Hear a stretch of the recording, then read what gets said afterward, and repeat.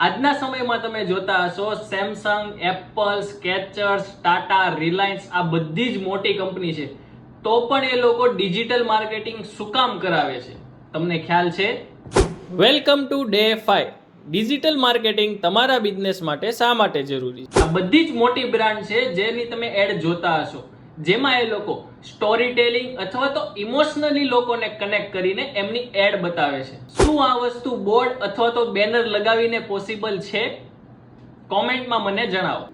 જ્યારે ડિજિટલ માર્કેટિંગમાં તમે લોકોને સ્ટોરી ટેલિંગ, ઇમોશનલી કનેક્ટ કરીને અથવા તો એમના પેઇન પોઈન્ટ પર વાત કરીને તમારી કંપની ઉપર એમનો ટ્રસ્ટ બિલ્ડ કરી શકો છો. અને આ બધી જ મોટી કંપનીઓ આ વસ્તુ ઓનલાઈન કરી રહી છે.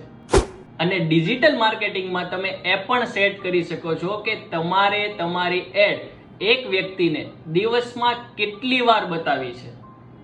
હું તમને થોડાક એક્ઝામ્પલ આપું જેથી કરીને તમને આ વસ્તુ પ્રોપરલી સમજાશે. જેમ કે કોઈ શુભ પ્રસંગ હોય તો ડેરી મિલ્કથી સેલિબ્રેશન કરો, કુછ મીઠા હો જાય. બીજું, અમૂલ દૂધ પીતા હૈ ઇન્ડિયા.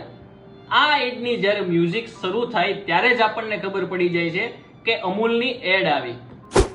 અને લાસ્ટ અને બેસ્ટ એક્ઝામ્પલ આપું, જ્યારે આપણે ટૂથપેસ્ટ લેવી હોય ત્યારે આપણે મેડિકલમાં જઈએ છીએ. આપણે લેવી હોય છે પતંજલિ, ક્લોઝઅપ યા તો ડાબરની ટૂથપેસ્ટ, પણ આપણે મોઢામાં પહેલો શબ્દ શું આવે છે કે મને કોલગેટ આપો.